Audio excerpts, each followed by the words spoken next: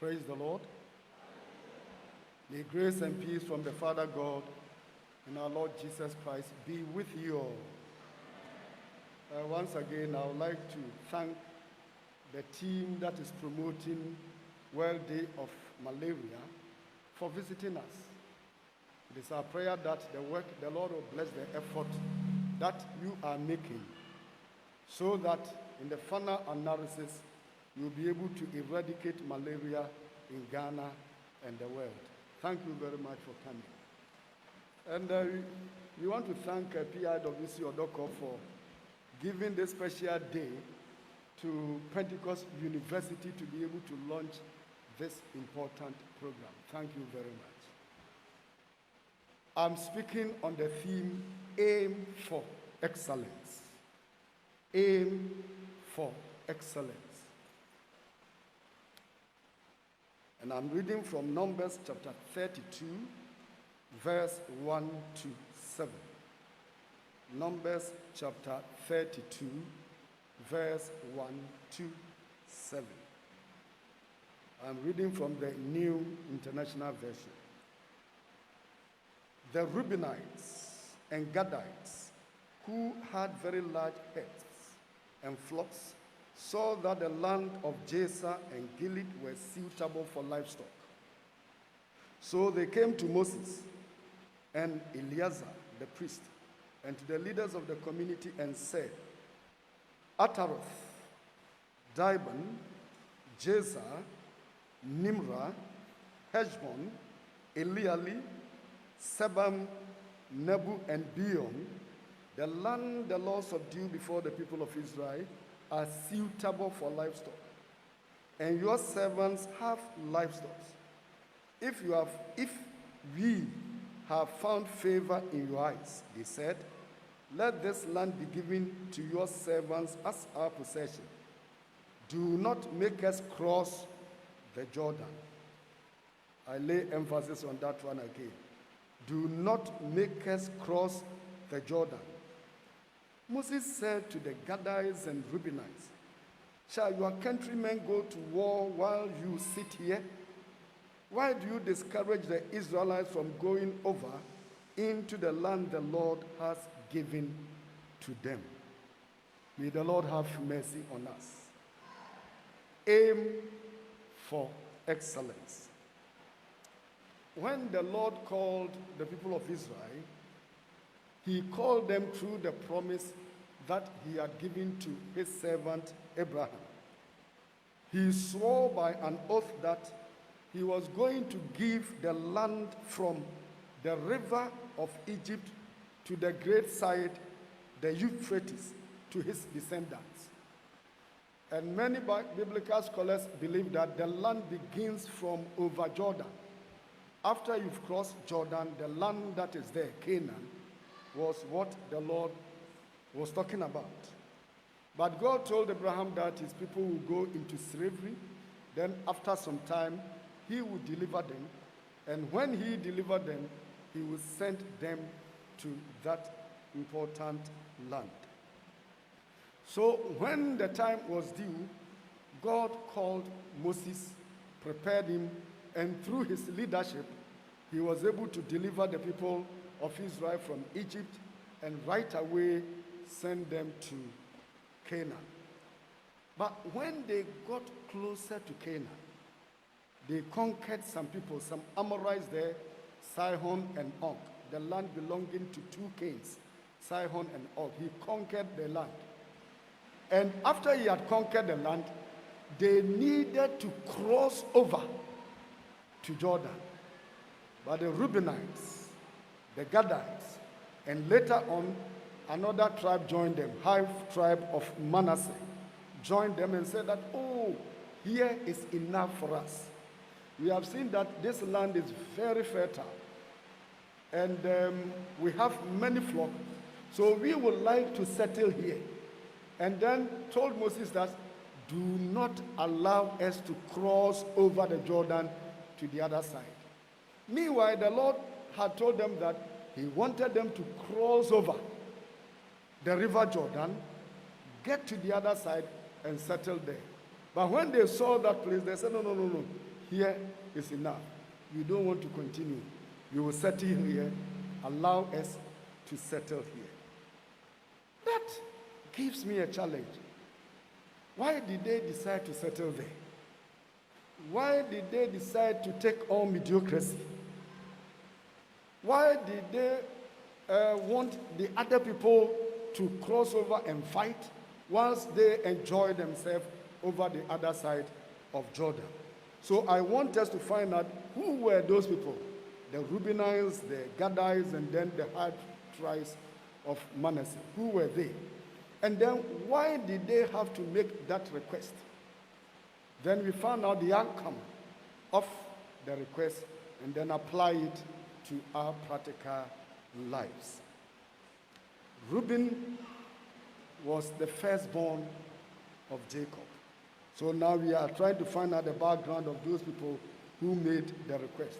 The Reubenites, the Gadites, and the half-tribe of Manasseh. Reuben was the firstborn of Jacob. And he was very capable in doing many things. He had many strengths. Even when they wanted to kill Joseph, he was the one who played some sort of diplomacy in order to redeem Joseph. He didn't want them to kill Joseph. He wanted them to place Joseph in a dry well so that he would go and take him out. So he had very good qualities. But unfortunately for him, he went in for the father's concubine, the maid that had been given to the father by Rachel. And that displeased the father. And then the father did not give him the firstborn's right. There are some things about Jacob that you wouldn't understand.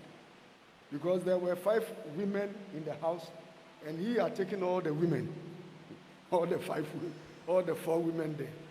And here we are with Reuben going in for one of the women, attracting the displeasure of the father, and therefore the father could not give him the birthright.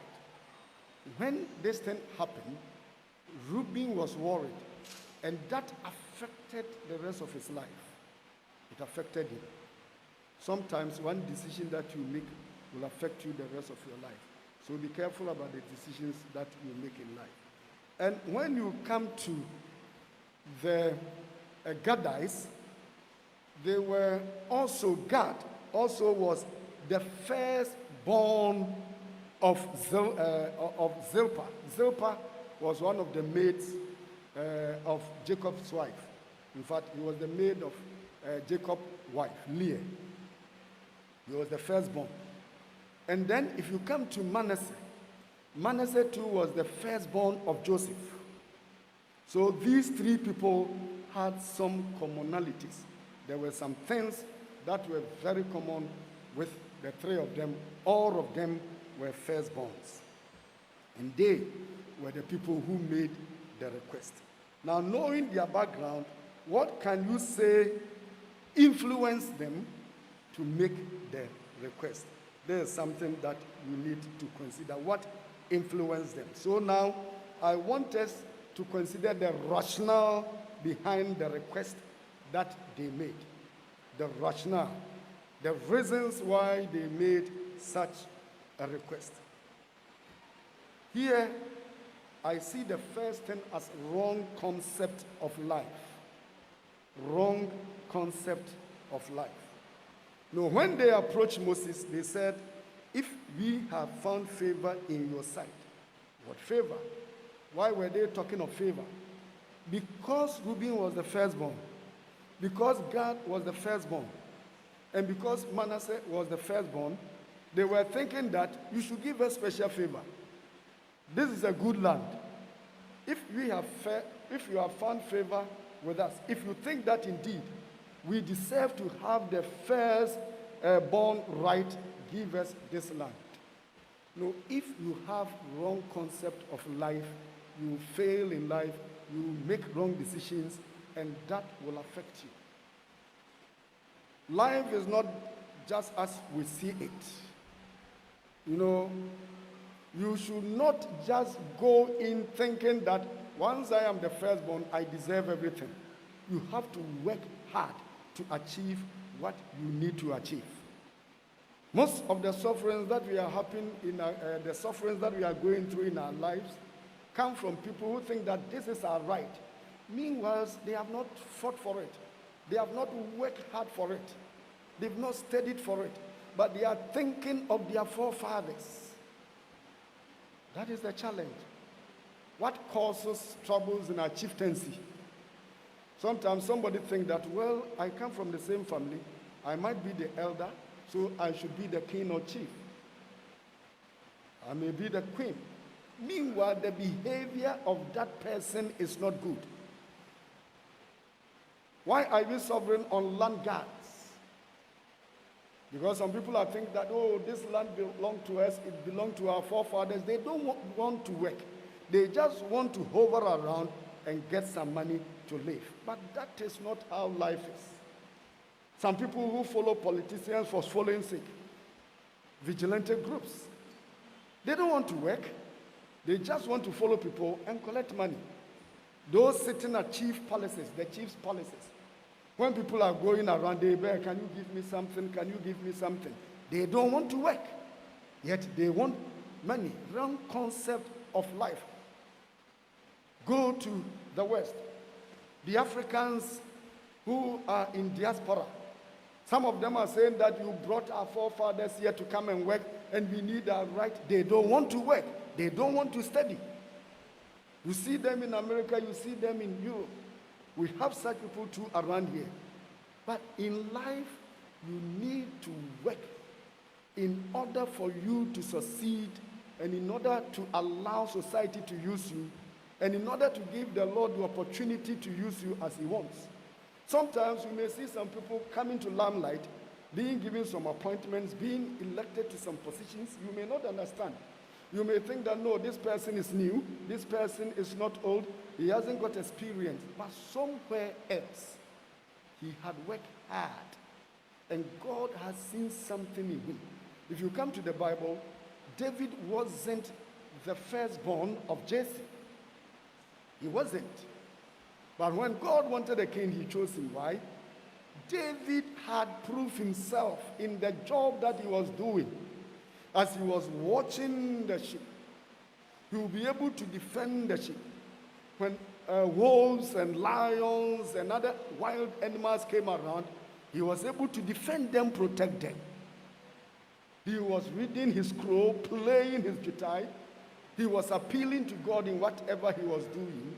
And God knew that as he kept the sheep, protected the sheep, so would he be able to do with the people. You may see some people like that. When somebody like Apostle Machiavelli Tumi came to be the chairman of the church, he was not all that old in the ministry, about 15 years old in the ministry of the Church of Pentecost, and a young man of 40 years. Yet, God called him and handed over the leadership of the church to him. But he had done something somewhere else. When he was in Liberia, and there was this civil war, he stood up. Instead of coming, he said, no, I cannot leave this flock and go back. I have to be with the people. I have to associate myself with them to the point that he and all the family members were arrested. He had to go through suffering. God had seen something special in him, believing that he'll be able to handle the sheep if the sheep is given to him. So you cannot just stand up and say that I'm going to do this based upon your ancestors or your forefathers and even your background. You have to work yourself. That was the mistake of the Reubenites. That was the mistake of the Gadites. And that was the mistake of the Manassites. They thought that because their forefathers were the firstborns, the firstborn privilege should be given to them. So they had to settle for mediocrity. We don't want to cross the Jordan. Give us this part. That was a wrong choice. Then what again might have influenced their decision? Another thing I see from the story is bad communication, wrong communication, false communication. They were deceived. You see, in the formation of the people of Israel for battle, the Lord had caused them to be divided into 4 groups. And Reuben was leading one of the groups. The group that he was leading included Gadites and Simonites. So the people of God joined him, and Simon also joined him. So whenever they were moving forward from one camp to another place, as they were wandering in the desert, they were going in groups. And as they were going in groups and they were talking of this privilege, birthright privilege. Why can't we have this? Why can't we have this? So they influenced one another. And that is where the whole thing might have started. Bad communication. Be careful about the people you talk with. Be careful about your friends. Who are they? Are they godly people? Do they have good motives? What are the sort of things that they tell you? Are they influencing you to evil? Are they trying to lure you to do what you don't want to do?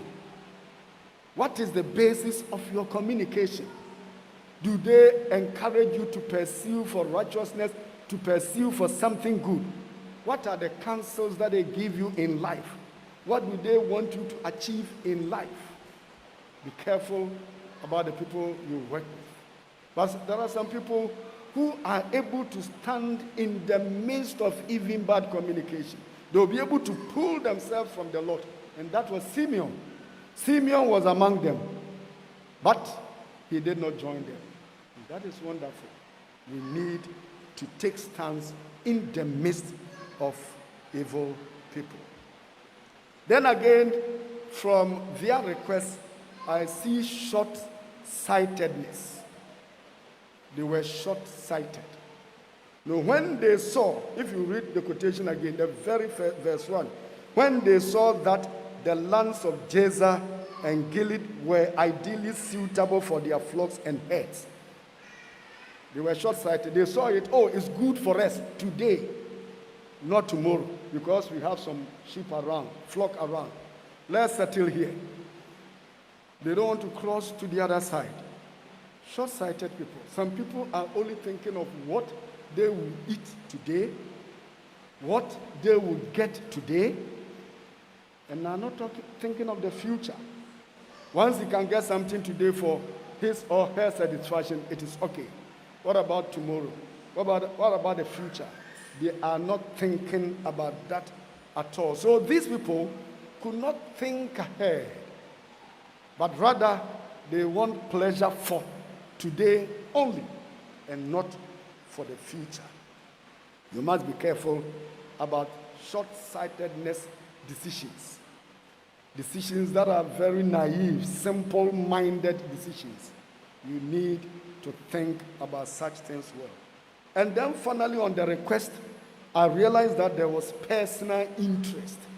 Personal interest. We have flocks. The rest too were having flocks, but they were not thinking of the rest. So let us settle here. We don't want to cross the Jordan. The rest needed to cross Jordan. All of them had fought to acquire the land. But they said, no. Let us settle here, and the rest can go. Personal interest. Many decisions that affect people badly, wrongly, that bring suffering, come from personal interest. What I will get. What I and my family will get. Not what others will get. So if others will suffer, and I will have some sort of pleasure now only, I will like it, but I'm not thinking of the rest. That is why others have to kill people for money, deceive others, tell lies. When contracts are given to people, they have to take bribe for the bridge to be weak, and within few years, you see the brick broken down. Short-sightedness, personal interest, not thinking of the community. I don't understand why Africans should suffer like this. For us, we've got natural resources and human resources. Some people have been saying that you bring some people to come and lead us for some time, you see a change of things. I'm worried that the Chinese are here. Now they've planted cocoa, and they have found the simplest way of drying the cocoa. We have been here for these years. We have our own scientists. We are not solving the problem. That is why Pentecost University is saying that universities should solve problems, and that is life. If you have been trained as a technician, you have done IT, and you can't maintain your own computer. When your computer is broken down, somebody would have to come and do for you. What have you done? If you have technical colleges, we do civil engineering, mechanical engineering, and other things. Yet, when your car is broken down, you go for the outside mechanic fitter to come and do it for you. What have you done? We should not be in the midst of wealth and suffer. We should be able to govern ourselves well. We should be able to manage ourselves well and take our people from suffering, take our people from poverty. We should be able to do it. God has given us the resources. The founder of the Church of Pentecost, Pastor James McKeown, used to say that you do not need to go to the West and beg for money. That is the sort of training he gave to us. You don't need to. He said you don't need to go for a prophet, evangelist from outside to come and preach to you. You yourself, you are an evangelist. You are an apostle. You can do it yourself. Use the resources that you have here. And after passing us through such training, the church has grown to become that we should be able to govern ourselves, we should be able to support ourselves, we should be self-reliant. And this is what we are seeing. We can do it if we manage ourselves well, and each one of us playing our roles without self-interest, destroying our land. Look at the issue of Galamsey. We are creating problems for ourselves, yet politicians are fighting one another to destroy us. If we are not going to do it, soon we are going to buy water. Our people are going to get sick. But because of what some people will get today, cutting down our cocoas, destroying our farmlands for something that is minute, then you see some people taking our gold outside and prospering with our gold, whereas we will become poor and sufferers, getting sick. And yet, we are around. We don't want to fight it. And when even people are fighting it, we speak against them. How can we succeed as a nation? Should we create problems for our children and our children's children? But this is what we are doing. If you don't stand up and fight this common evil, you are going to suffer. May the Lord have mercy. This is personal interest. They ask for it. We don't want to cross. You just give us this place. This land is fertile. So we would like to settle here today. What was the outcome of their request? In fact, when they put that request before Moses, Moses was furious. He was disturbed, troubled, perturbed, and worried, not knowing what to do. He said, "What are you people requesting for? This is what your forefathers did, and now we are still in the wilderness. What you are doing is a sign of rebellion. You have to change your mind." Then quickly, the people reformulated their views, their ideas. No, we are changing our stand. All right, we will go for the battle. However, let us settle here. We will go with them for the battle. But please, let us settle here. The good side of it was that they changed their view of not going to going and coming back. But that was not enough. But it tells us that when you are with a leader, try to work with the leader. Work with the vision of a leader. If you do not work with your leader, things will not move forward. You always need to submit yourself under somebody. When you submit yourself under somebody, you are telling them that others will also be able to submit themselves under you.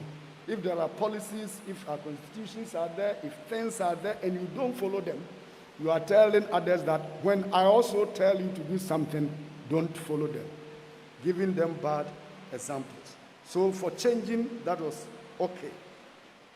But the far-reaching effect was serious.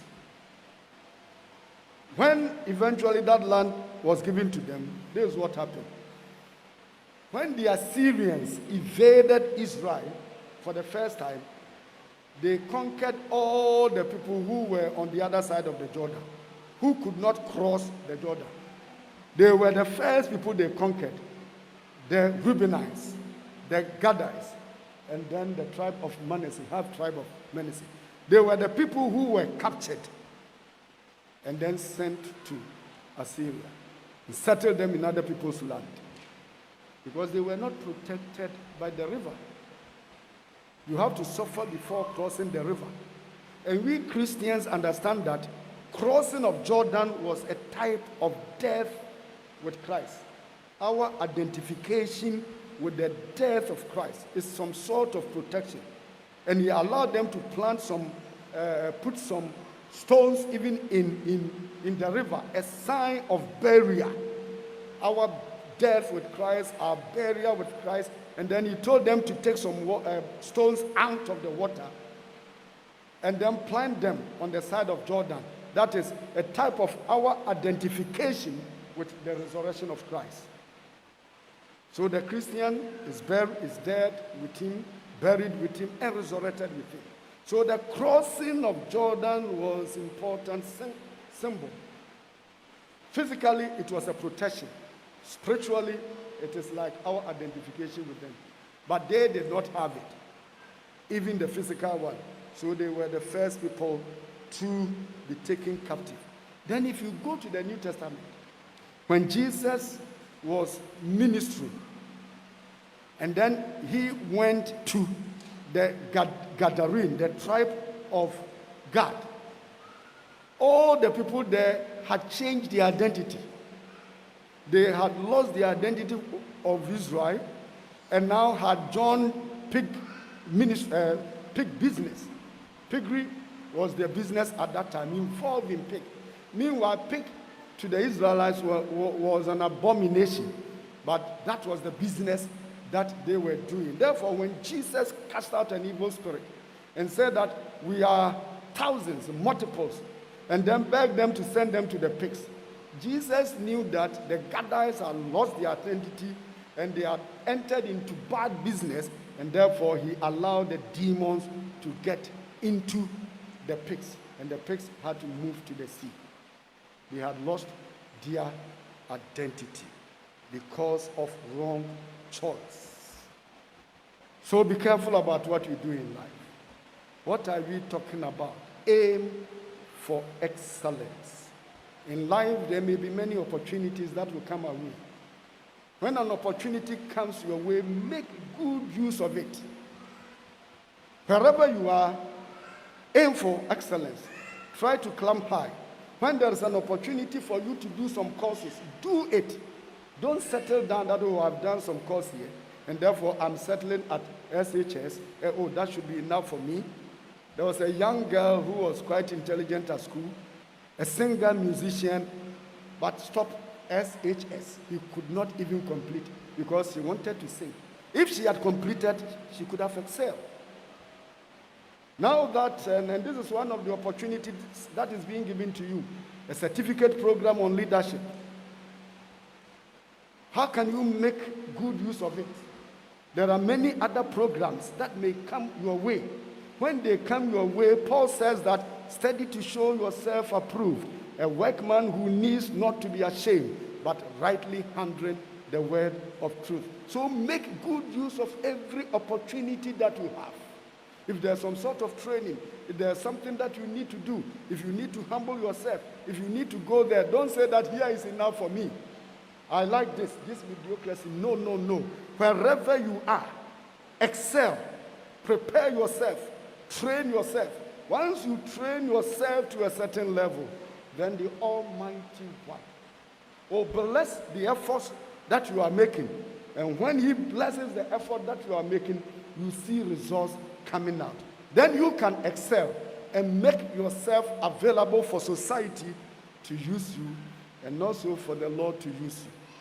On this note, I pray that you will desire and aim for excellence. May the Lord God Almighty bless each one of you. I invite the VC to take over from this. He will give some remarks.